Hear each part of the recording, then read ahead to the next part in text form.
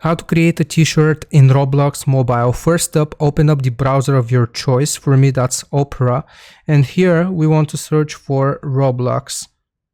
So click on the first link, roblox.com. Now we need to select continue in browser.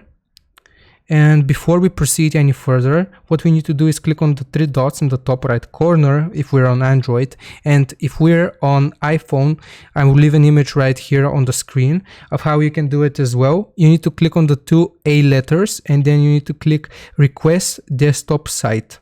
So just click on desktop site and it will change the website for us. Now here what we need to do is navigate to the top and select create.